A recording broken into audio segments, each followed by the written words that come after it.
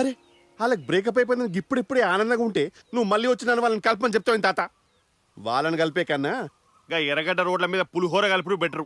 అబ్బో ఆ car flash back గుర్తొస్తేనే కడుపులో దేకినట్టు అవుతుంది. చిచ్చే ఎంత ప్రేమించాను తాత. నీ మనవరాలు ఎంత ప్రేమించాలంటే నా మీద నాకే జాలొస్తుంది. కావాలంటే చూడు పర్సులో కూడా వర్ష ఫోటోనే. దాని ఫోటో నీ దగ్గరుంది, ఎక్కడ పడితే అక్కడ. నీ ఫోటో దాని దగ్గర ఉండాలిగా. ఇగో గీ లాజిక్ చెప్పి నన్ను పాగలకాలు చేసినావు ఇప్పటిదాకా. ఇక చాలా మస్తైంది. సంతోష్, సంతోష్, ఇప్పుడు నేను చెప్పే వాటి మీద నీకు నమ్మకం వస్తే నాతో పాటు ఇంటికి రా. లేదు 11వ రోజున మర్చిపోకుండా నా భోజనానికి రా. ఇప్పటి వరకు నేనెవరికీ చెప్పనటువంటి నా గతంలోని ముఖ్య సంఘటన సంతోష్కి చెప్పైనా సరే నాతో పాటు ఇంటికి తీసుకెళ్లాలనుకున్నాను. ఎందుకంటే నేను బ్రతికున్నప్పుడున్నంత టైము చచ్చిపోయాక లేదు కదా. మీ తాత నేను హైదరాబాదులో చదువుకునే రోజుల్లో నేను ఒక అమ్మాయిని ప్రేమించాను. తాత ఆ రోజుల్లోనే లవ్వా? ఎస్. కానీ ఆ అమ్మాయి సడన్గా చదువు మానేసి ఇంటికెళ్ళిపోయింది. అయినా మేమిద్దరం ఉత్తరాలు రాసుకోవటం మాత్రం మానలేదు.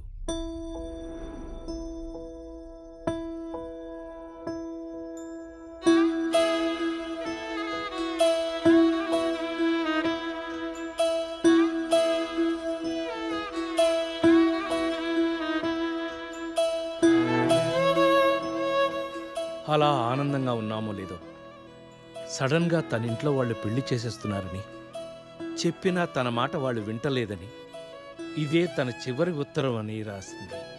దాంతో నేను అక్కడ ఉండలేక మనూరు వచ్చేసి కొంతమంది సాయంతో రైస్ మిల్ పెట్టి ఆనందంగా ఉన్నాను. మా ఇంట్లో వాళ్ళు నన్ను ఆనందంగా ఉండనివ్వకుండా నాకు పెళ్లి చేసేశారు.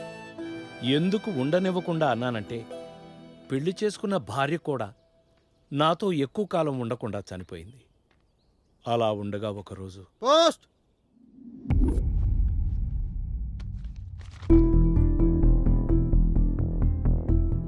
ఆ ఉత్తరం చదివి కంగారుగా బయలుదేరాను.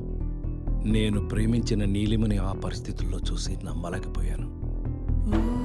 తనకిప్పుడు ఎవరూ లేరని బాధపడుతూ తన కూతుర్ని నన్ను జాగ్రత్తగా చూసుకోమని అప్పగిస్తూ నీలిమ చనిపోయింది.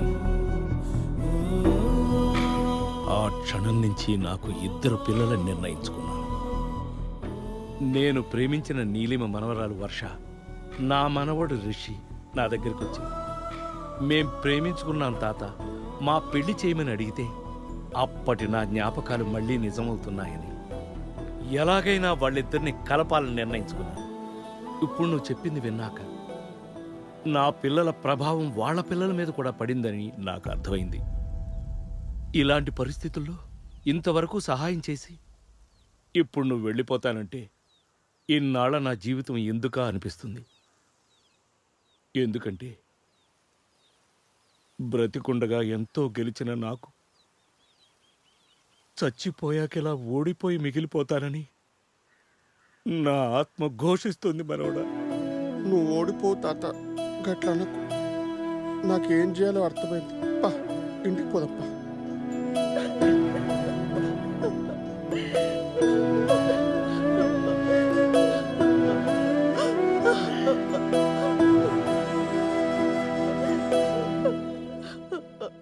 తాత నీది లవ్ ఫెయిలీరే, నాది లవ్ ఫెయిలీరే. మురళి, పంతులు గారు మిల్లు దగ్గర ఎక్కుతానన్నారు. రాజుకు జరిగే దాంట్లో ఏమీ తేడా రాకూడదు. జాగ్రత్త.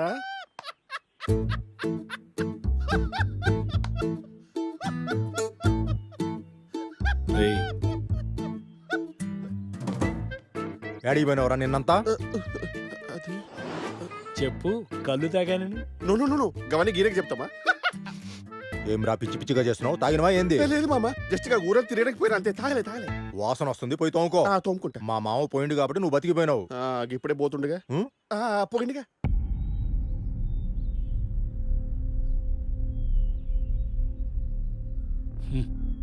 గదే కదా, యాడికి పోతుండ్రు?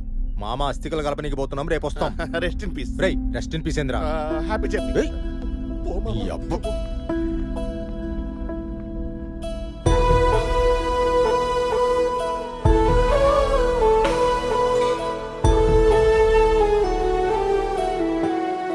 తాత రెడీయా? ఫీల్ ఏం జాలే గాని ఈ గ్యాప్లు ఏమైనా చించినావా? అది ఎలా మొదలు పెట్టాలా అని ఆలోచిస్తున్నాను. అసలు నీ మనవడు మనవరాడు ఇప్పుడు ఏ రేంజ్లో ఉన్నారు తెలుసా? గిట్లా చెప్తే నీకు అర్థం కాదులే కానీ ఇప్పుడు ప్రాక్టికల్గా చూపిస్తా ఆగు. గిది వర్ష బొమ్మ. మనం ఇచ్చిన నెరేషన్లో ఇదొక టైం బాంబు. దీన్ని ఆడబెడతా, అప్పుడు ఎట్లా పేలుతుందో నువ్వు చూడు. ఎక్కొస్తా. ఇప్పుడు చూడు.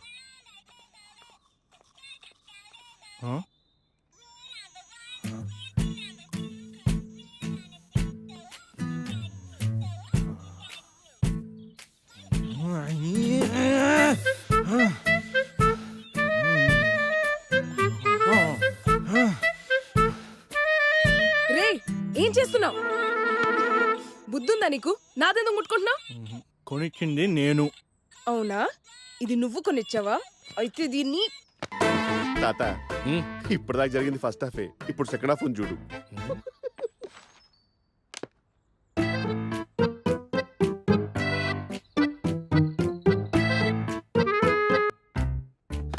ఏంటిది? హోలు కనబడట్లేదా? చిన్నపిల్లలా తెలియనట్టు మాట్లాడుకు. అదే ఎందుకు చేసావు అంటున్నాను. హే, హోల్ చూడు, భలే ఈవెన్ గా వచ్చింది కదా. చాలు చాలు, ఇలాంటి పిచ్చి పిచ్చి నాటకాలు ఆపేసి ఎందుకు చేసావో చెప్పు. నా ల్యాప్టాప్ నా ఇష్టం. ఏంటి? హా. బిల్లు నాది. ఎక్కువ మాట్లాడావంటే ఇచ్చుకుని కొట్టేస్తాను. రీ తీక పిసికి చంపేస్తా. ల్యాప్టాప్ తో కొడతావా నన్ను? ఏం నేను నొక్కలేను అనుకుంటున్నావా? నిన్ను గీరేసావు కదా. నీదన్నావు ఛీ, కదా, తాత. ఇలాగే ఉంటుంది మరి. సార్ రా అన్నావు అంటే నువ్వు ఒరే, ఒరే, ఒరే. చచ్చిపోతావే. నా ఇష్టం వచ్చినట్టు అంటాను. మీరు మీ అమ్మా నాన్నలు పోట్లాడుకుంటుంటే ఆపడమే నా పనైపోయింది. వాళ్ళు వచ్చే వరకైనా సరిగ్గా ఉండండి. వాళ్ళేంట్రా వాళ్ళ అమ్మ బాబుల కన్నా ఘోరంగా ఉన్నారు. నా లవ్ స్టోరీ మాత్రం నచ్చలేదు కానీ వాళ్ళు మాత్రం నీకు రోమియో జూలియట్.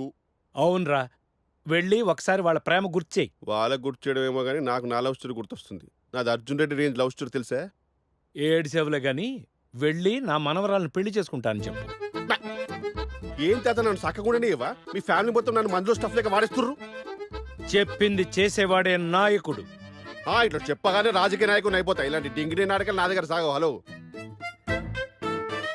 అబ్బా, ఏంటి ఎమోషన్ బ్లాక్మెయిల్? హలో గట్లా ఫేస్ పెట్టక తాత, పోయి చెప్తానులే. మొన్న ల్యాప్టాప్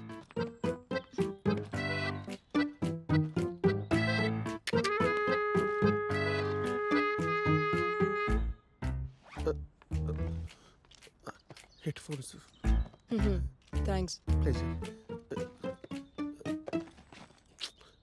ఏంటి? వర్ష చెప్పు. నన్ను పెళ్లి చేసుకుంటావా? సూపర్. అంటే గాడికి నీకు బ్రేక్ పోయింది కదా అని గట్లా చెప్పిన. వెళ్ళు వెళ్ళి అన్ని చేసుకో. కొట్టకు. పర్లేదు బావా నువ్వు ఆగు. పర్లేదు, అక్కర్లేదు, పర్లేదు. నేను నిన్ను పెళ్లి చేసుకుంటా. ఏ? వెళ్ళి మా నాన్న ఒప్పించు. నీకేమైనా క్రాకా? ఆ? గట్లనా అని. పెళ్లి చేసుకుంటానన్నా నవ్వుతున్నాడు చూడు, చెత్త వెధవా. బావా బావా ఆగు, తలుపు తీ. తాత, నీ మనవరాడికి ఏమైనా క్రాకా? నన్ను పెళ్లి చేసుకుంటా అంటుంది. ఏంటి నిన్న? నన్నే. ఇక వాళ్ళ మధ్యలో నేనుంటే ఇక నాకు జింతాత్తే. రేయ్ ఆగరా, ఆ? ఈరోజు చచ్చా నా చేతిలో. ఏంటి ఏం చేయాలరా వీళ్ళని? నేనెవరిని పెళ్లి చేసుకుంటా నీకెందుకు? నిజమే, నాకెందుకు? నీకు ఆడే కరెక్టే, ఆడనే పెళ్లి చేసుకో. ఆ, నీలాంటి ఎదవలు మోసం చేస్తే ఇలాగే చెయ్యాలి మరి. ఎవడే నిన్ను మోసం చేసింది? నువ్వేగా అన్నావు నా ఫ్యూచర్ కనిపిస్తుంది. తర్వాత జస్ట్ మన ఇద్దరం బావమర్దల్లా ఉందామంటావా? అప్పుడు ఎన్ని మాటలు అన్నావే. నువ్వు అనలేదారా నన్ను మాటలు? నువ్వంటే నేను అంటానే. ఓహో అవునా? మొన్న మా డాడీ వాళ్ళు అడిగితే మన పెళ్లి గురించి అప్పుడేమన్నా? ఆ ముందు రోజు మా అమ్మ నాన్న నన్ను కూర్చోబెట్టి నిన్ను పెళ్లి చేసుకుంటే ఆ మిల్లు వస్తుంది, నీ లైఫ్ హ్యాపీగా ఉంటుందంటే ఆ విషయం నచ్చక నువ్వు అన్నా. అవన్నీ తెలియ గేదెలు రే అరుస్తావు. ఏదే గీతే అన్నావు అంటే. అవునరా, మా నాన్నమ్మ అమ్మతో మిల్లు గురించి చెప్తూ ఉంటే విన్నాను. వాళ్ళు మనకి పెళ్లి చేసేది ఆస్తి కోసం. వాతావరణం ఏంటి ఇంత సైలెంట్ గా ఉంది? అవును తాత, అసలు ఇట్లా ఉండకూడదే. కొంపేసి ఒక్కరొకరు పొడుచుకుని చచ్చిపోయారా ఏంది? చూద్దాం రా తాత.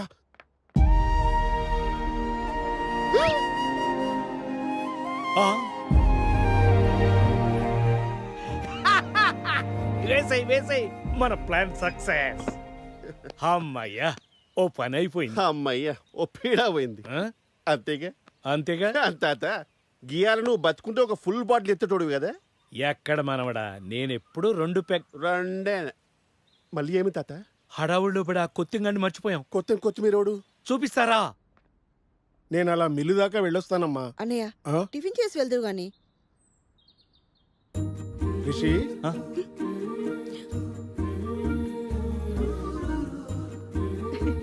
ఇందాకటి వరకు పోట్లాడుకుంటూనే ఉన్నారన్నయ్య. మీ ఇద్దరిని ఇలా చూస్తే మా రాజుగాడు ఎంత సంతోషించేవాడో. తాతయ్య మా పెళ్లి చేయండి అని అడిగి మీరెంతవరకు తీసుకున్నారో నాకు తెలియదు గాని ఎలాగైనా మీ పెళ్లి చెయ్యాలి అని ఆడు తన చివరి కోరికగా తీసుకున్నాడు.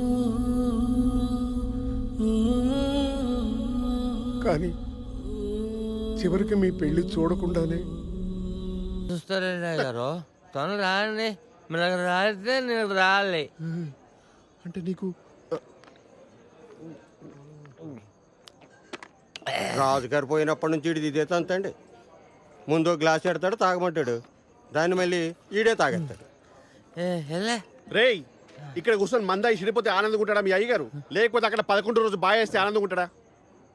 అయ్యగారు లేని ఇంటికి నేను రాలేనండి. ఏ గాయ లేకపోతే ఇంట్లో ఎవరు లేరా? అక్కడ అందరు నిన్నే అడుగుతుండ్రా. ఎవరు అడిగినా నాకు ఆయనే కదండి, నేను రాలేనండి. పిల్లల్ని బాగు చేసుకునే పనులు కొడుకు లాంటి నిన్ను మర్చిపోయానురా. నన్ను క్షమించరా కొత్తం. ఏంట్రా నువ్వు? ఆయన నేను కొడుకు లెక్క ఫీల్ అవుతుంటే నువ్వు గిడ కోసం మంద అవుతుంది వేస్ట్ ఫెలో.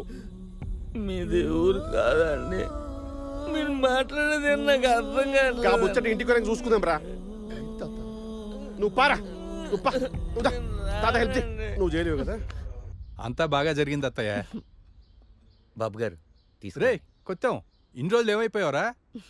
ఉదయం వచ్చాడు. ఏమైపోయావరా అంటే మాట్లాడు. ఇదో ఇలాగే బెల్లం కొట్టిన రాయిలా.